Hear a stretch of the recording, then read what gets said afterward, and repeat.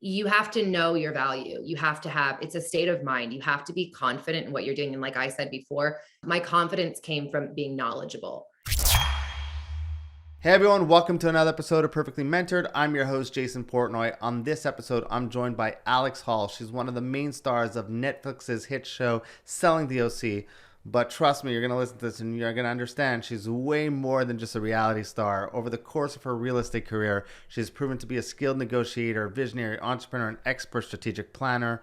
On this episode, we get to talk sales, we get to talk parenting, negotiating tactics, mindset, business growth. It's no wonder she ranks top tier in Orange County real estate.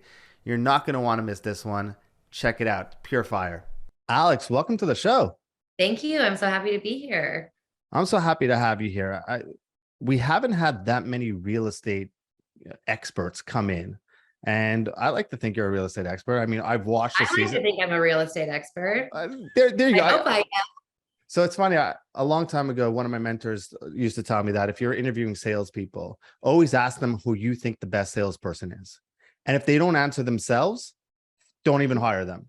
So I think we started out of the gate. I said, are you like a real estate expert? And you said, I think I'm a real estate expert. So there we go. So I mean, you don't know how you would ever ask anybody to trust you or put their trust in your hands if you don't think that you're confident and the best at what you do. So definitely a huge part of being in sales. So not only are you in sales, not only are you a real estate agent, not only are you growing, but you decide to do it in front of cameras and kind of live your life. We could talk about how much produced, how much isn't later on, but live your life on camera a little bit. But before that, how did you even get started in the real estate space? So I got started originally, I was 26 years old. I was pregnant with my son. And, you know, I'd already had my daughter. She was about 4. And I was probably 6 months pregnant. And I just remember thinking to myself, I want more out of life. I mean, I always knew I wanted to be a mom. A mom is what like feeds my soul. But I knew that I didn't fit in with a lot of the other moms who were doing like the play dates and talking about sleep cycles and all of that stuff. And I was like, I have to have adult interactions, stimulating conversations with other intelligent human beings. Not to say that mothers aren't intelligent, but you get sucked into that motherhood role and that consumes your whole life. So for me, I had been doing it for 4 years. I knew I was going to have my second. I was like, I want to start something for myself because one day my kids are going to grow up. They're going to leave me. I'm going to cry. I'm going to be sad. I have to have something for myself. And I knew I wanted something quick. Like I'm very spontaneous, but I make decisions very, very quickly. And so I knew that I didn't want to go back to school. I wanted something that had infinite potential as far as, you know, monetary. I wanted something that I could work hard at and there was no limitations on financial success without having a degree or having, you know, a boss. Also, I wanted to be my own boss. And so I was like, okay, I can do real estate. You know, I didn't know if I was going to be any good at it. I mean, I was only 26. I'd had no other career in my entire life. And I kind of just signed up for the course, took the test. And then I literally walked in at 10 months, probably about to pop. My mom drove me to my exam because she's like, you can't drive. It's too far. You might go into labor. Mm-hmm. And I went in, they give you your results right there, took the test, passed, had my son. And about a year after I had him, I started my journey in real estate. And I knew that if I had not gotten my license prior to having him, I knew I never would have done it. I knew that the whole mom mode would have taken over and I wouldn't have found time to at least get my license. So I got 2 little kids and I run multiple businesses. So I'm just curious to hear from you. What's harder, being a parent or running a business? Oh God, being a parent is so much harder. I mean, it's obviously harder to juggle both and everything. You know, as parents, we wear so many hats, you know, we're the tutor, we're the housekeeper, we're the cook, we're the mediator, we're the counselor, we're the shoulder to cry, we're all of these things.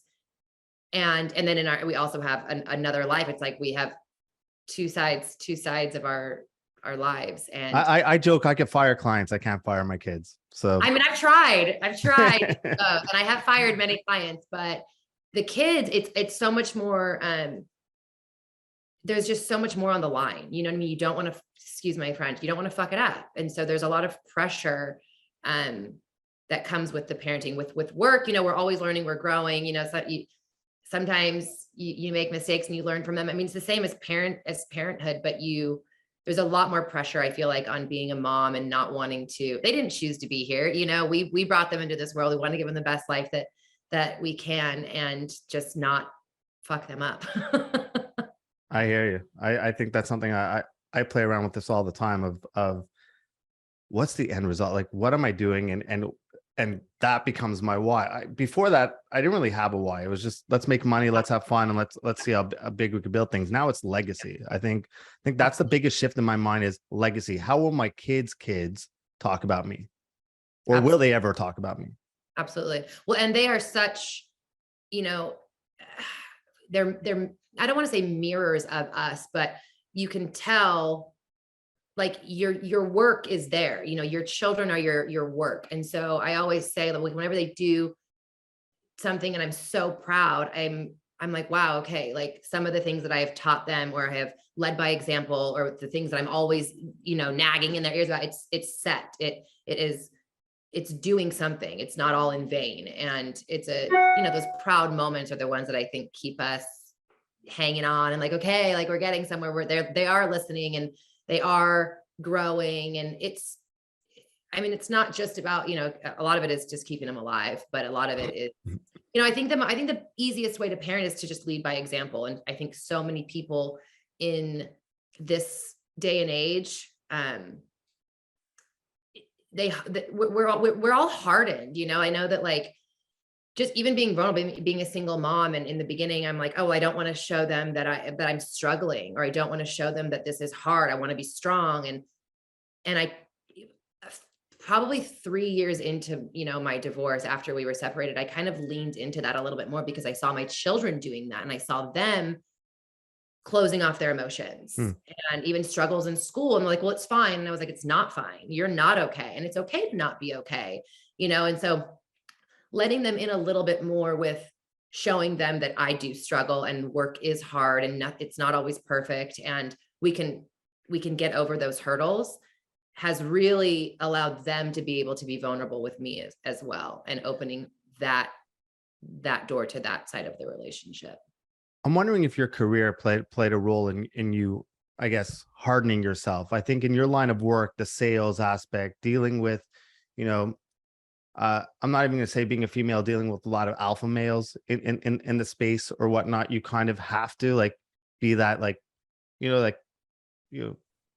girls don't cry in baseball, like that.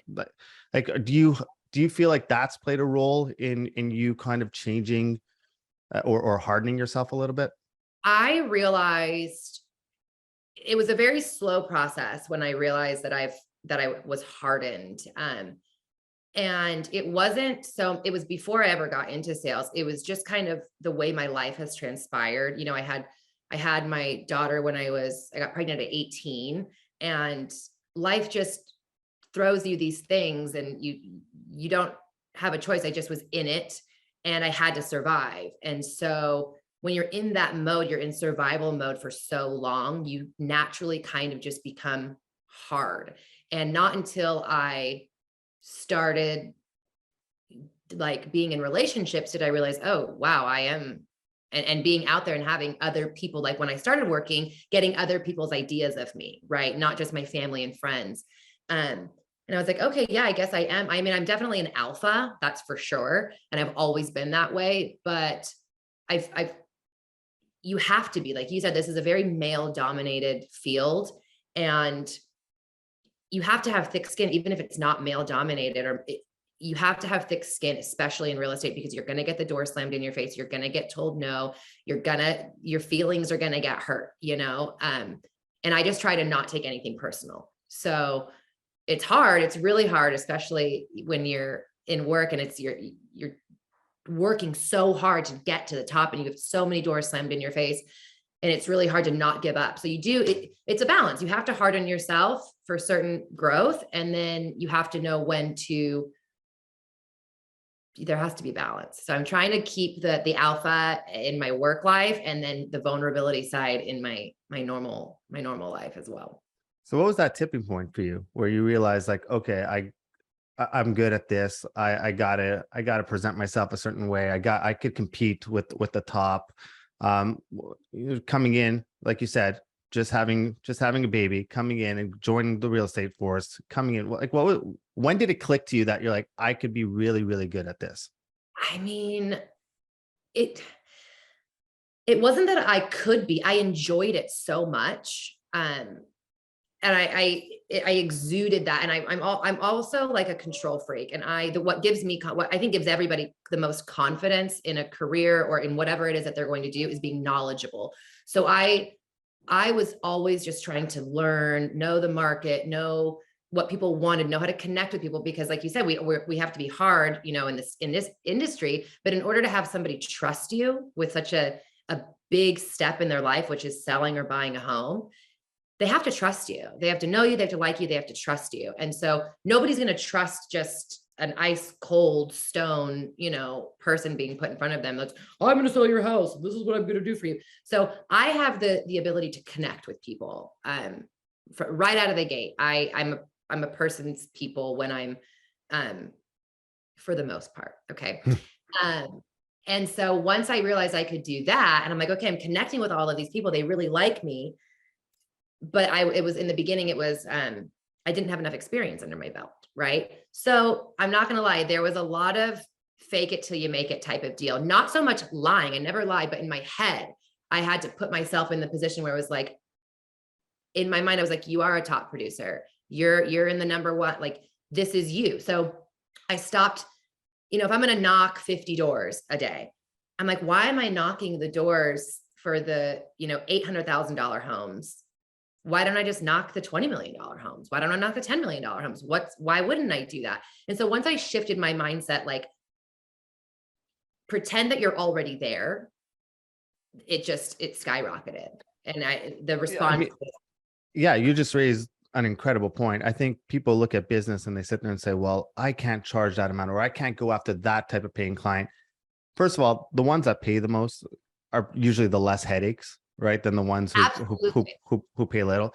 And it takes just as much effort to close. I don't know about this in real estate, but in my experience in business, it takes just as much effort to close, a $5 million client as it takes to close a $100,000 client. So why not go after the $5 million client? 100%. And I always say too, why have, 25 escrows when you could have one and make the same amount? Do you know what I mean? And when you're dealing with clients at a higher caliber, they're more intelligent. You know what I mean? It's just the truth. And so they're not stupid with their money by any means. A lot of people think like, oh, they're rich. They don't care. They don't care about the commission. They don't care about the little expenses here and there on selling a home. They do. Those people did not get rich by being stupid or being frivolous with their money. So respecting that and knowing that about the client and not treating them any differently than I would treat somebody who, doesn't have, $50 million in assets in real estate. That's also been huge. But I think that, it's not, I don't know. It's definitely easier for me to wrap my head around being in that league. I want to be with the top. At the same time, everyone wants to play there, right? Every real estate agent watches $1 million listing, watching Selling Sunset, watching Selling OC, whatever it is, and sits there and says, man, I would love to sell $50 million homes. I'm stuck selling $300,000 homes or $700,000 homes. Yeah. How do you differentiate yourself from those people? Like, I think this is an important lesson. I'm curious to hear how you did it and how you developed your USP, call it, your unique selling proposition. But how do you think that could translate to the listeners listening and how they could work to differentiate themselves?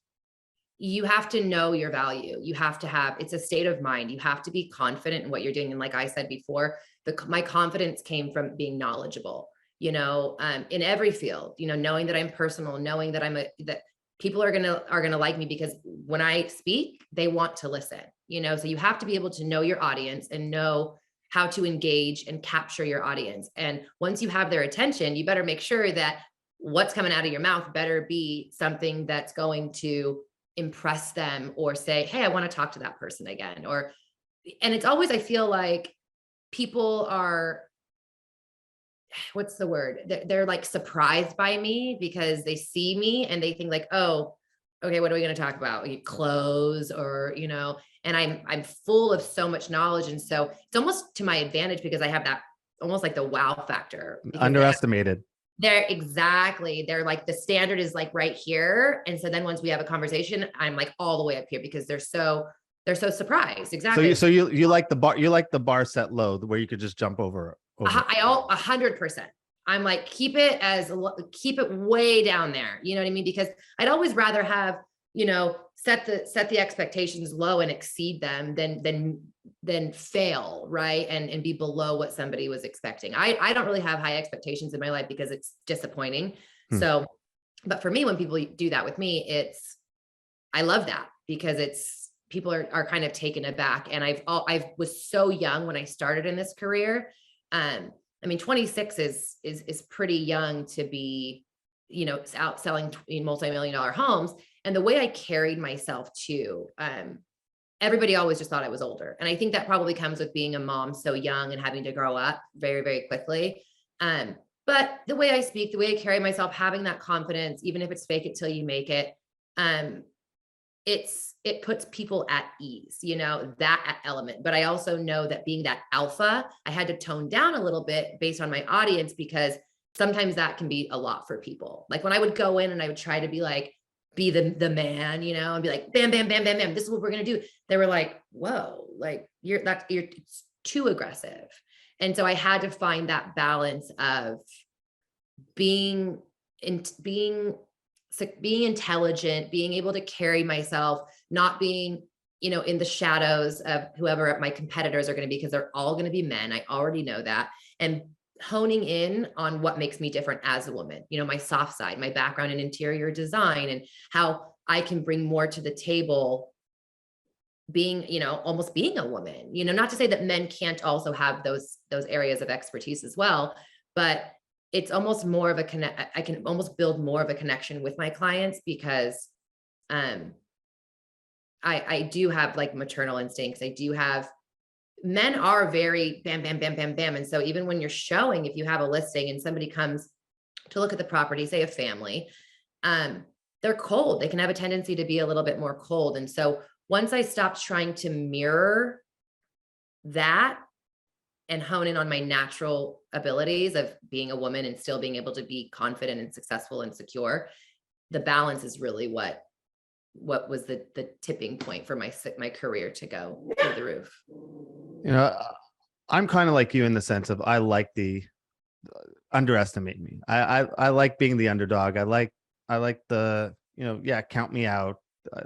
But it's usually because everyone I've met who's like that, who's like me in that sense, there's a chip on their shoulder from something in the past that kind of pushed them towards there.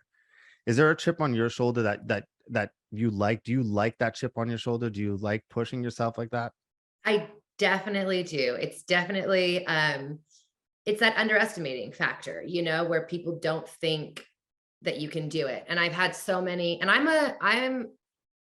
of course I'm a loud person and whatnot, but I do things in silence when it comes to my work. I don't boast about things. I'm a wolf. You know what I mean? I don't need. That's your spirit animal. I don't need anybody's validation. Right. So when even when I got divorced, for example, I had a beautiful family, beautiful life, my husband, successful. We were both successful. We ran a family business. And from the outside, social media, everything looked like, oh, we're the Joneses. And so when we got divorced, a lot of people have made assumptions. I started having success in my career, but I wasn't outwardly flaunting it. And so people just thought that whatever I had was handed to me, maybe from my ex-husband or in my divorce. And it didn't bother me. I didn't care because that just motivated me to work harder. It bothered you to an extent where it fueled you to work harder. It definitely, it's not a bother of like, those opinions are going to drive me down, but it's kind of keep saying those things. Keep saying those things. It's lighting, it's keeping the fire lit. And even my family, the same thing. There's always that little bit there that I'm like, I know you think I can't do it, but watch me. I know you think I can. And, my people in my life, my parents, my sister, my friends, they're like, oh, well, everything's just so easy for you.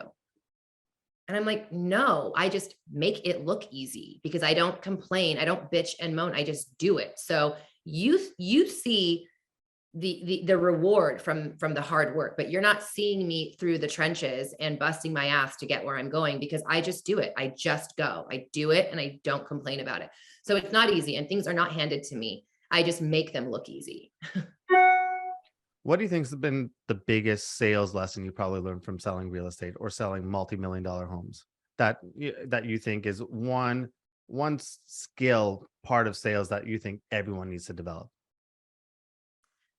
I think that here's, I mean, there's not one skill. I mean, there's really not. Sales is an art. And I do think though that sales gets that term salesman or salesperson, it gets a bad rap because it's like associated with like a used car salesman or even realtors. I know Everything in life is selling. You want to sell your spouse on an everything, right? idea. You want to go some, you want to tell your kids to go to bed early. That's sales. Everything's sales. Exactly. Everything's a negotiation. Everything is for sale. You're selling yourself at the end of the day. And I think my biggest lesson when I was in sales, in the very beginning, I remember I went to my mentor and I was like, sales isn't for me. Like I can't sell someone something and I have to be pure, And my mentor looked at me and he goes, do you like helping people? And I said, I love helping people. I love helping people. He said, then stop. You're not selling anything. You're helping people. And once I made that shift in my mind where I was like, okay, I'm not selling, trying to sell them on something they don't want. I'm the best. Once I changed my mind shift to like not being, even though we all know everything's sales, but in my mind, it was hard for me to I didn't have the confidence. I was like, oh, they don't want this. I don't want to sell them, try to sell myself. And so once I realized I'm just helping them and I'm the best and you're going to work with me because that's it. I want you to work with me because that's the best option for you. That was my biggest, almost like an aha moment, which kind of shifted my mentality. And it was easier for me to sell myself because I realized I was helping them. Does that make sense? Yeah, no, 100%. So then walk me through then the negotiation side of things, because I think in your line of work, when you're dealing with commissions, yeah, and people could walk for a lot of different ways. What are your top tips for negotiating, aside from make sure you know your client's bottom line and stick to it? But how do you become good at negotiating, and what tips do you have? The natural, honestly, like I don't know how. I don't really know when I developed. I'm a very, very, very strong negotiator. And I've honed in, on things like knowing when to pump the brakes. I mean, I used to in the beginning just dig my heels in and I wouldn't leave the table until I had a signature. And I think, when you get a little bit more advanced in this career, you understand, like, I don't bring a listing presentation with me. I don't even bring a hard copy unless it's an older kind of maybe couple who I know wants that and they're not so digitally inclined.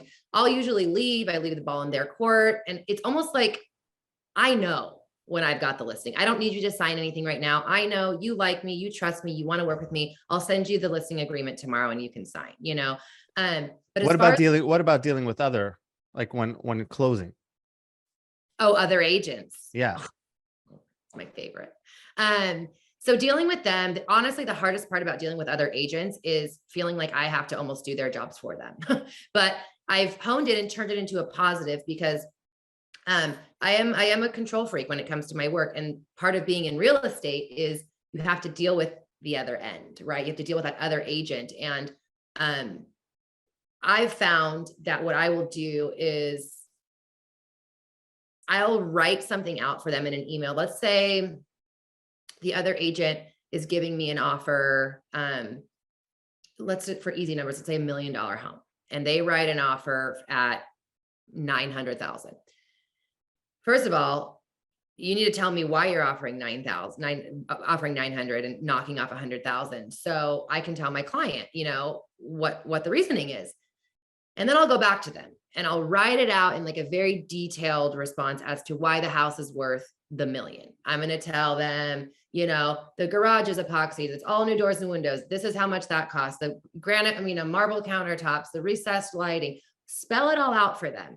And I'm going to send them comps of all the properties that are within a mile that are all, 4 bedrooms, whatever. I'm going to do all of these things that I did originally is why I listed the home at $1 million, but putting in all of that extra work. So then that agent, because most agents are lazy or busy or whatever, or don't know how to do their jobs. And I'm going to send that with my counteroffer at $1 million, right? So that way they can just show my email to their client. I'm almost doing their jobs for them. And I've had agents literally thank me like, wow, thank you so much for taking the time to do this, because now my clients understand. And sometimes it's just a knowledge thing. The other agent doesn't know how to. I mean, there's so many realtors in the world. Like, if you're in a room full of 10 people, 3 people probably have their licenses. You know what I mean? It's such an easy kind of license to obtain. Everyone thinks they can do it. But when you're dealing with somebody on the other end who isn't as experienced or isn't as knowledgeable as you, can make it really difficult. So the way I have found to make it easier for myself is to almost try to do both of our both jobs. So I like that, because I think in any business you have amateurs who, the second someone pushed back on price, they just give in, right? Because some money is better than no money, right? And that's just awful. No. Then you have people who just stick to their guns no matter what, and then don't do anything. And that's also another version of the extreme. But then you also have people who just, especially in your line of work, I've seen this because we've done working for real estate agents before. And I've seen this where it's just a sport for them, where I agree that it's worth $1 million. I'm not going to give you the $1 million because I'm going to look like I won this negotiation. And then that becomes a different thing, because now it's human emotions that you're dealing with, and not justifying it with, this door is handmade, it's worth this amount. Now you're dealing with someone's ego involved. Right. And that happens a lot. Obviously, that happens all the time. There's a lot of ego. There's a lot of emotion in real estate. You have to understand too, that some people are just there's nothing that you can do. I mean, especially there's just people like that. And you have to know sales is, and especially real estate, especially when the stakes are so high, we're talking about big, big, big numbers here, right? You have to know who your client is, and you have to adapt on who's in front of you, because not everybody's going to be the same. Everyone's got a different type of personality.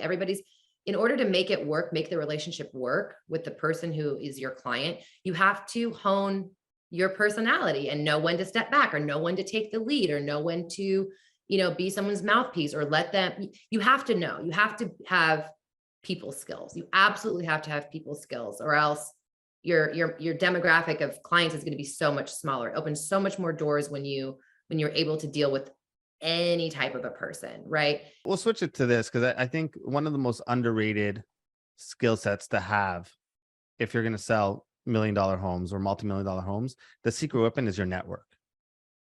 And I mean, you could correct me if I'm wrong, but having a network, I think definitely helps. That's life. That's everything in life, is your network, whether it's business or pleasure, or networking is huge on every aspect of life, I think. Absolutely. So then how do you walk into it? I think this is a hard thing for a lot of people, especially post-pandemic, right? Who just have been away, they can't meet with people, and now they're back to meeting face to face. And a lot of people just didn't have social skills to begin with, and this just amplified it a little bit more. But I think one of the things I see all the time with networking is people go in and they sit there and say, all right, I want to network with Alex, for example. But it's usually because I'll probably need something from Alex, right? Like, she has clients for me and whatnot. And you probably go into networking and being like, hey, Jason may have something for me and whatnot. But you can't really build relationships that way. So how have you been so successful in building your network? I mean, this is what I will say. I have, honestly, with maybe 1% I don't have a relationship with, but 99% of my clients are like, they become my friends, you know what I mean? And I don't really gotten to a place also in my career where I don't really work with people who there's not an alignment, right? Unless it's a very unique situation. There has to be, I mean, I hate this word, but like, there has to be a vibe. Like, I have to want to also work with you, and you have to be, like you said in the beginning, like, I've fired clients, and you have to work to get yourself into that position and that career. But honestly, it's so much better once you can kind of cherry pick who you want to work with and who you don't want to work with. And of course you have to struggle in the beginning because you've got to build yourself. But I think that in order to, you have to offer something always. You know, networking is very, very important. But I also think that I've built relationships with these people. They trust me. And those are the clients that I'm going to have for the rest of my life, right? Of course, they have to know that you're bringing value to the table in order to gain their trust in you and to want to work with you. Because like we know, there's a million other agents. But once a client can relate to you and trust you, it's just checking off all of the boxes. A lot of agents only offer, one or two of those things. Like, okay, I trust you and I know you're going to do good marketing, but do they like you? Do they, and a lot of agents only offer like, hey, I know that you've sold $1 billion in real estate, so I'm going to let you list my house, but is it going to be a pleasurable experience? Am I going to enjoy it? Am I going to, people are big on relationships. I always say, especially during COVID, like you said, people have gotten so much farther removed from being personal, and that I always say the higher technology becomes, the more people crave human intimacy and touch, right? Just like at Nordstrom, for example, if you go to shopping, they've been doing this for years and it's brilliant. A lot of really, really good employees at Nordstrom will write you a little note after you've shopped. Let's say you spend $500. They'll write you a little note. Hope the dress looks good on you. I can't wait. Hope your party is fun. Whatever they built on the relationship for the 30 minutes that you were there shopping. They send it in the mail and it's like, oh my gosh, you feel so special because nobody does that anymore. Right. So when I was building my career still, if I have a conversation with somebody at their door or in a room full of people at a party and we build a connection and I'm like, okay, this could be a business relationship. They told me they want to sell their house, or they told me they're looking for something. I will literally handwrite a note and send it to their home. And that impression for them is worth its weight in gold. I mean, it's so personal. It's so intimate. It's something that we've all gotten so far away from. Even this, like we're on a Zoom. Normally obviously we're not in close proximity, but normally these types of things, they're done in person. You've got to feel somebody. There's got to be energy. There's got to be, we've just gotten so stuck, especially since COVID, in this world where it's just, there's no human touch. There's no. When I come to the OC, we'll do part 2 in person. I would love that. I'm a big energy person. I'm very big on that type of stuff. I hate the way the world is with even meetings. I'm like, I don't like that. I don't like that at all. I like to be in person. I was kind of laughing a little bit at when you were talking about, that people have to like you. Because I remember when I first started, I didn't care if they like me or not. I just need to deliver results for them. I'm like, you don't need to like me. I just need to make you money. I need to deliver results for you. And that works for some people who kind of sit there and say, okay, but then there are other people who just were like, no, like, and you're so far removed when you get like that. I mean, there's a lot of agents, if we're specifically talking about real estate, that build this empire of a career, right? And we're only one person, right? So then when we get so much business and so many clients, we've got to hire more employees, right? And so you think you're hiring me, right? And I've had an abundance of success. I've sold every house on your street, but you're only one person at the end of the day. So when you hire me or that person, you're not getting them on the phone. You're getting their assistant or you're getting the other person. They're not the ones who are actually, they know the recipe, right, on how to do it, but it's not going to taste the same because you're not going to get that individual person, that whole experience. I mean, some listings can last 6 months, a year, 2 years, depending on the price point. And you want to be in direct, you want to like your agent. You really, really do, to have, in my opinion, and everybody's different, but in order to have that really good experience where that person is going to call you again. Like I get drinks with my clients. We go to dinner. We're friends, How do you set the boundaries then? Because then you'll have people who will just feel like they own you, right? Oh, you're selling my $40 million house. I own you.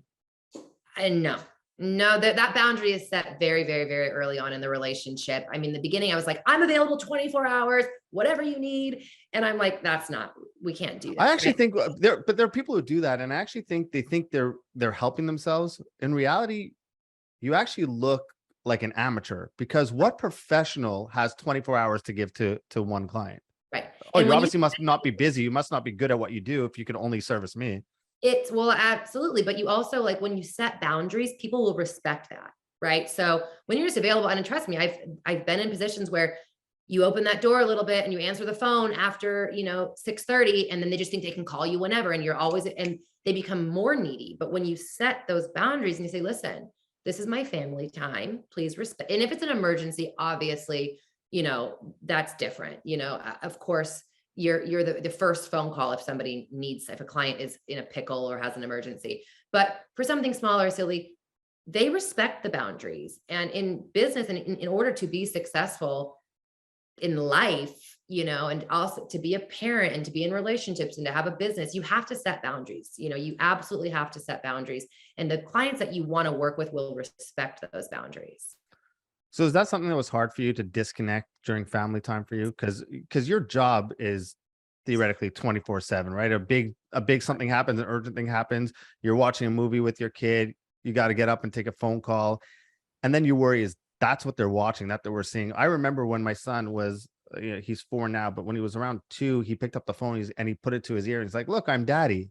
And I'm like, no, like that was a game changer for me. And I know I'm addicted to the phone, I'm attached, but I'm not playing games. I'm actually working on it. So, Right.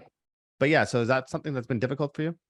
That has been tremendously difficult, especially being a single income household, and that was really, really difficult. And I would do baby steps, where I'm like, okay, I would learn. I'm a solutions person. So I was like, okay, it's really hard for me, not even because I want my own personal time. It's hard for me because I want to be available. I'm a fixer. I'm a solution. I want to fix whatever my client wants.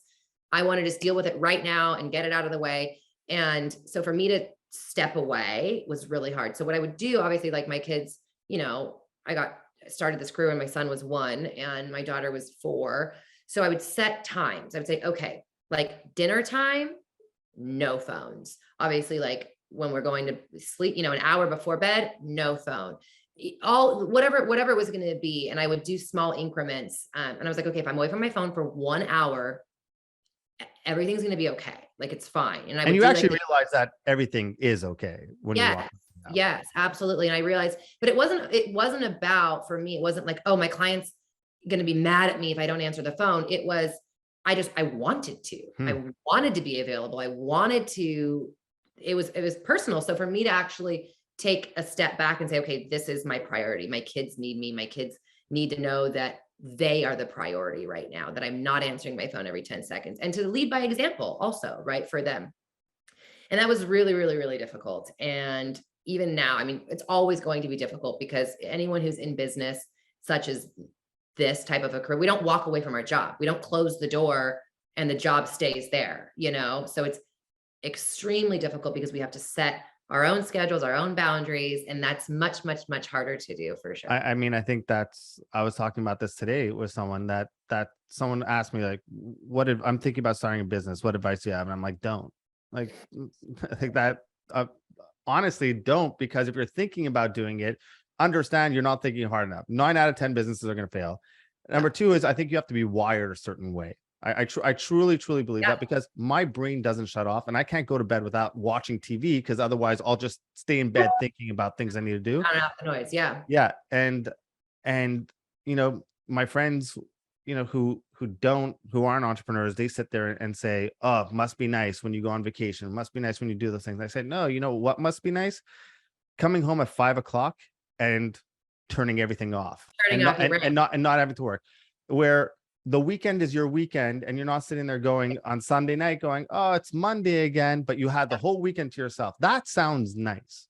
It's funny too. People are like, oh, it's Friday. Like, enjoy the weekend. I'm like, every day is Monday to me. Every day is I don't even know that. Exactly. I don't even know. There's no week. What is the weekend? It's still a fucking work day for me, but I love it. Yeah. Here's the thing. People say like, oh, what, advice do you? I'm like, just do something that you love. And it's not, entrepreneurship is not for everybody. Okay. Owning a business, it's not for everyone. Like, I have a lot of friends who they thrive in a sheep environment. They want to be told what to do. They want to, like you said, go in at a certain time, be done at a certain time, and make somebody proud. They want to be told what to do so that they can climb the ladder and have. I'd be fired so fast if I had to go work somewhere. I'd be fired so fast. So you do have to hone in on like what works best for you. I tried. I know that I cannot have. I have to be self-employed. I mean, my clients are. I mean, they're not my boss, but I mean, I do work for them. But I'm still in control. I'm still holding the reins. You know what I mean? I cannot. I absolutely cannot work for somebody else. I have to make my own schedule. It's not. It's a failure all the way. So I got to talk about this because you're on a big show, and for someone who likes to say you like being underrated, you like being, underestimated, let's call it that, and like setting the bar low, putting your life on camera and putting you on camera doesn't really do that, right? It's now you're putting yourself out there, and you're like, okay, well, I'm not gonna look stupid to everyone on TV to set the bar low for the entire world to see. Right. So I got to actually show up here, which kind of defeats the purpose of coming in and being underrated. So how do you rectify that?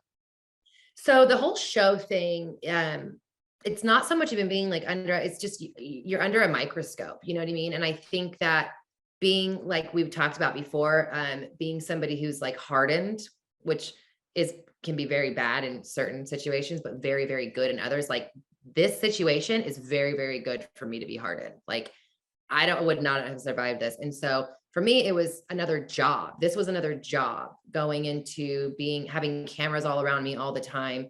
I will say that the biggest difference for that was being forced to be around so many other people, like so many other colleagues. Like I said, I'm not used to a group environment when I'm working. I'm Alex. I work alone and I have my clients. I'm not in the office so much normally. And so with this being just so much drama, do you know what I mean? Which obviously makes for a good show. But is it real drama? Is it or drama, unfortunately. It's real drama. It's real. I mean, it is real. There's instigators and there are things that go on behind the scenes, but what you see is real. Like we're not making stuff up, but there is, people, there's Tinder that's, lighting fire behind the scenes, and people are stirring, the pot and ruffling feathers, and you guys see like the explosive reactions, not so much the detail of why that there's so much drama, but it's real and it's exhausting, and it's another job. Just the whole element of it takes a lot of time. I mean, the show takes a tremendous amount of time. It's not, a whole day of filming can be a 3-minute scene. So I'm hoping that the juice will be worth the squeeze of being on this platform and sharing, our lives with people. And for me, but you got to be confident in your capabilities in order to do a job in front of the world. Absolutely. Well, that's the thing. It's like, I don't give a shit what anybody thinks. I don't care. And you have to realize, like, it's a reality show. You guys see 1% of who I am on the show. Right. And I genuinely just don't care what anybody thinks. As long as I'm brandable and I'm marketable and I can kick ass at my job, I'm fine. I don't care what anybody thinks. I don't care what anybody writes on the internet. I don't care. And so I'm like, either I'm a sociopath or I'm perfect for this type of thing, because I care. I value people's opinions that are in my life, people who are my friends, people who are my family, and my people, my clients. Like, those are the people. If you don't bring any value to my life, I don't value your opinions. But I mean, with the growth of the show and you being more in the limelight comes obviously a lot of haters, right? Comes a lot of people out of the woodwork writing things.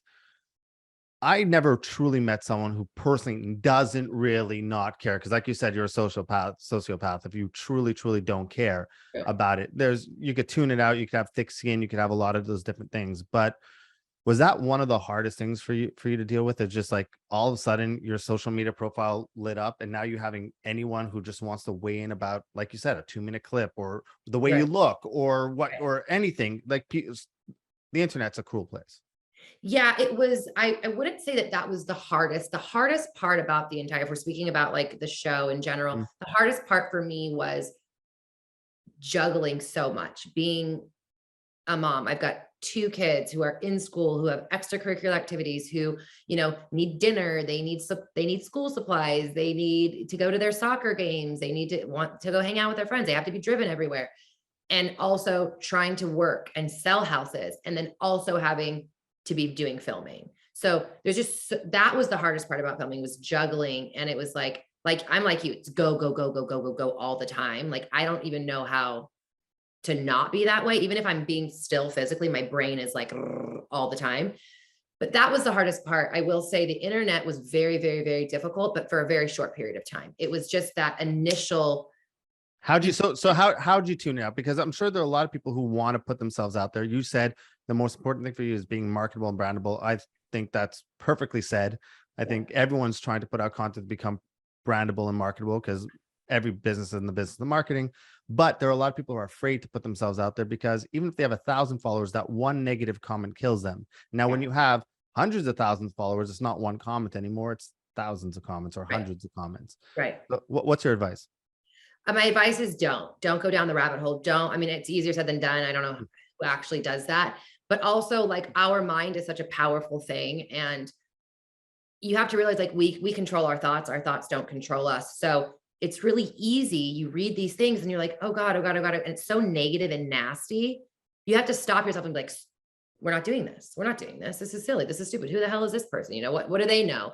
And it's easier to just not read them. But if you do find yourself getting into a position of reading them and going down that nasty, toxic, vile place, you have to have enough self-control to stop it and walk away, or turn off the phone, or do whatever it is. I mean, at the end of the day, my social media it's not what it used to be 10 years ago, where I'm just posting my kids growing up and, look at us, we're at the pumpkin patch. Now it's a tool for for business for me. And so when I shut my brain off, I'm like, this is work, shut the door, don't read. The more successful you become, the nastier people are going to be. I've been, anybody who's got a strong personality or looks a certain way, we've all dealt with shit throughout our lives, like growing up in school, whether people were being mean to us or we're being misunderstood.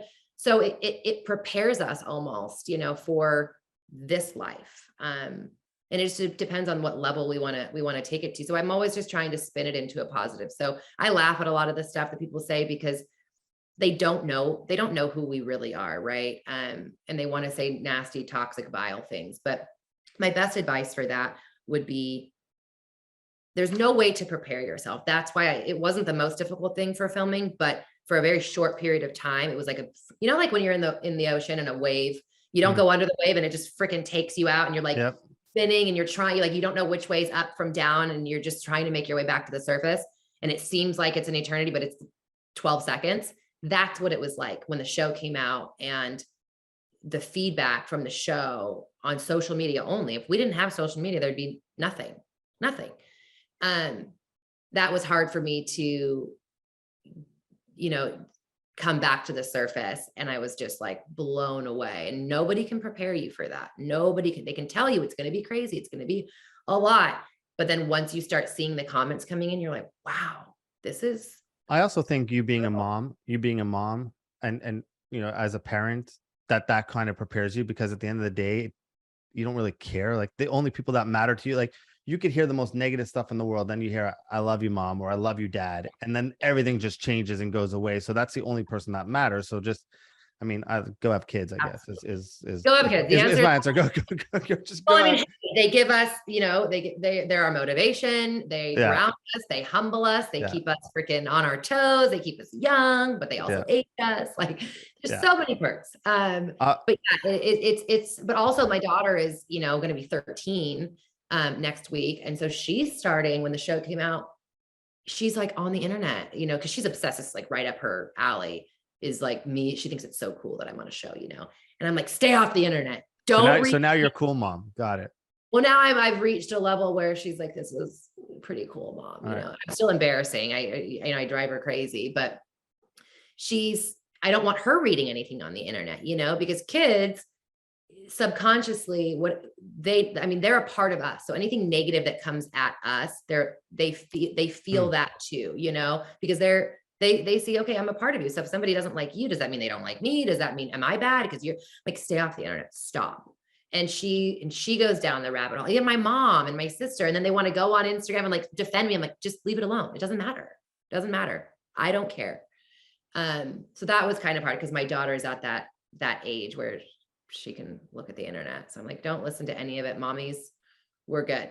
You know, it doesn't bother mommy. Like, and it's almost, it's a learning for her too, because our children, whether we like it or not, are faced with this nasty ass internet era. And it's so toxic. And, you know, at least I'm doing it for a reward, right? These kids are doing it, and it's just such an unhealthy, toxic environment. So maybe I'm hopefully teaching her that it's not real. What we see on the internet is always a slight weird version of the truth. People only put out, you know, the things they want you to see for the most part, and don't take it so seriously. Wrap up with this. What's your advice? Or let me rephrase that. What do you hope your daughter learns from you or takes away from you through your actions and how you are? Not your advice to her, but if she could watch you, if you're hoping she's watching you and the way you conduct yourself and the actions you take, both business, personally, what do you hope she's watching? What do you hope she takes away? I hope that both my kids take away, you know, to stay, you know, just to have good values in life, to have good values and to know that you can do whatever you want to do. And I honestly don't believe it's about working so hard and hustling and you'll be successful. Finding out what aligns with you and what you want to do, I never ask my kids, what do you want to do when you grow up? I say, who do you want to help? Who do you want to help?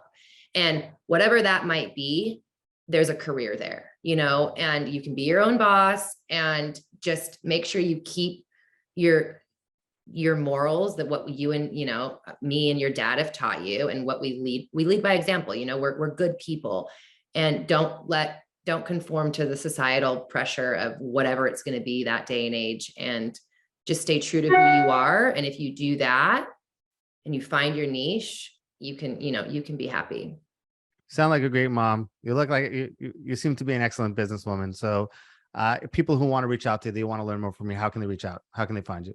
I mean, my email, phone number, it's all over the internet. I've got my social media, whatever. I mean, or go buy a house in the OC. How's that? Ample ways. Yeah. Lots more stuff happening soon too. A lot of, you know, different business endeavors, and really looking forward to it. But primarily I love selling homes. I love what I do. I live in the most beautiful place in the world, and I couldn't be happier with what I do. So if anybody needs any help with anything with the housing market, I'm always happy to help. There you have it. The best way to get in touch with Alex is go buy a house from her. Buy a house. Have kids, buy a house. This is what we're preaching on this episode. Alex, thank you so much. I really do a reality show. I mean, I don't know. Yeah. Fair. Do it all. Thank you so much for doing this. Really appreciate you. Great having you. Thank you for having me. We'll chat soon. Hey everyone, thank you so much for watching this video. If you want, check out our most recent video over here. And this one is the one YouTube thinks you'll like. But if you really enjoyed watching, please do me a favor, like and subscribe over here. Thank you so much.